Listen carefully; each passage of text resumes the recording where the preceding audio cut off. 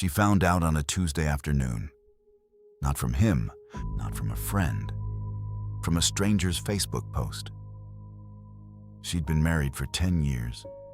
So had he, to someone else. Sarah met David at a work conference in her late 20s. He was confident without being loud, attentive in a way that felt rare. He remembered the small things, her sister's name, the coffee she ordered, the city she'd always wanted to visit. They dated for 14 months before he proposed. She said yes without hesitation. They married in September, small wedding, 30 people. Her mother cried through the whole ceremony. David's vows were specific and personal. She'd kept them on a card in her bedside drawer ever since. They bought a house 2 years later, had 2 kids by the time she was 34. And there were good years in there, real ones.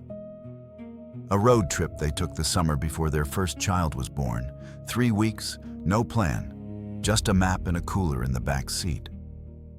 She had photos from that trip on the wall in the hallway. She'd looked at them every single day for 8 years. From the outside, it looked exactly like what it was supposed to look like.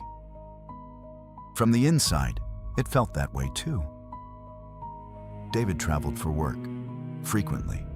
He was in sales, covering a multi-state territory, 3 to 4 days away most weeks. She'd adjusted to it years ago. The absences were normal. She'd stopped questioning them. That was the first thing he'd counted on. It started with a name she didn't recognize. A woman named Karen had tagged David in a post on Facebook, a birthday post. Happy birthday to the best husband and dad. 3 photos attached. David at a dinner table. David with 2 children she'd never seen. David in a kitchen that was not their kitchen.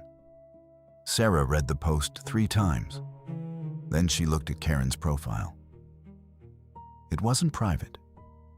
What she found took her 40 minutes to read through. 7 years of posts, a wedding announcement, a pregnancy announcement, a first birthday, a second, a family vacation to a lake she'd never heard of. David in every photo, smiling in every photo. The same man who'd kissed her goodbye 4 days earlier and told her he'd be back Thursday. She closed the laptop. She opened it again. She took screenshots of everything. Then she called her sister. Her sister arrived within the hour. She sat beside Sarah on the couch and went through every screenshot. Neither of them said much for a long time. Then her sister asked one question. How long has he been traveling for work? Sarah thought about it.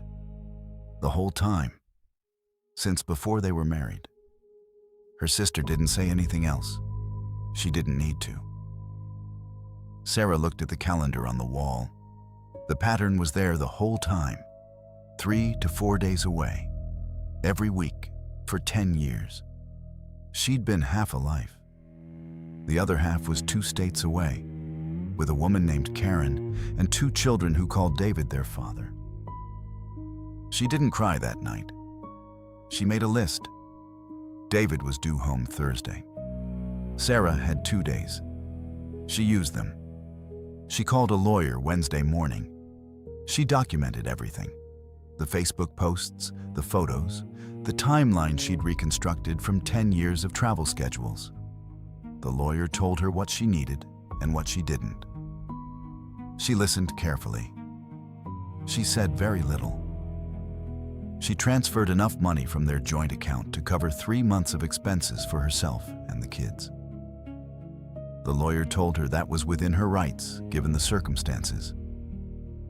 She backed up every financial document she could access.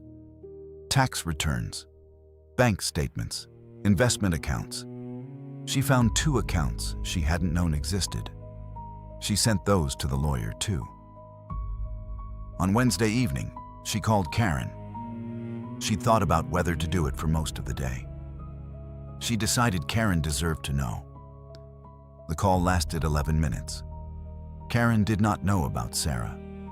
She hadn't known for 7 years. By the end of the call, Both women were calm. That surprised Sarah. It surprised Karen too. Before she hung up, Karen said one thing: "Don't let him come home without knowing what's waiting for him." Sarah agreed. That night, she put the children to bed at the usual time, read the usual books, answered the usual questions. Her youngest asked if Dad was coming home tomorrow. She told him yes. She turned off the light and stood in the hallway for a long time. She thought about the road trip photos on the wall. She thought about the vows on the card in her bedside drawer. Then she went downstairs and finished what she'd started. She was ready before midnight. David came home Thursday evening as planned. He walked through the front door with his bag over his shoulder and a coffee in his hand. Sarah was sitting at the kitchen table. The laptop was open. Karen's Facebook post was on the screen. He saw it before she said a word. He put the coffee down. He started to speak. She held up one hand. She slid a document across the table. Her lawyer's contact information was printed at the top. She told him he had 24 hours to arrange somewhere else to stay. She told him the children would be staying with her. She told him her lawyer had already been in contact with Karen's lawyer. Then she stood up, picked up the laptop, and walked out of the kitchen. He didn't follow her. The divorce proceedings took 14 months. David had maintained 2 households, 2 families, and 2 separate financial lives for just under a decade. The legal process uncovered the full picture. The 2 hidden accounts held a combined balance of just over $90,000. There were separate credit lines in his name that neither Sarah nor Karen had known about. 3 of them: life insurance policies listing Karen's children as beneficiaries, a retirement account that had been quietly growing for 11 years. The financial architecture of David's double life had been built carefully and maintained consistently. He'd been planning for contingencies neither woman had ever imagined. His lawyer argued for a reduced settlement, citing the shared debt load across both households. The judge reviewed the financial disclosure documents, then reviewed them again. The argument for reduction was denied. Sarah received the house, primary custody, and a settlement that reflected 10 years of financial concealment. The number her lawyer came back with was larger than she'd expected. She didn't celebrate. She signed the papers and took her children for ice cream. Karen filed separately in her state. The 2 women never met in person. They exchanged 3 emails during the proceedings, practical, brief, and without anger. They'd both been deceived by the same man, in the same way, for the same length of time. There was nothing to be angry at each other about. David lost both households, both families, both lives. He moved into a 1-bedroom apartment 4 months after Sarah found the Facebook post. She heard this through her lawyer.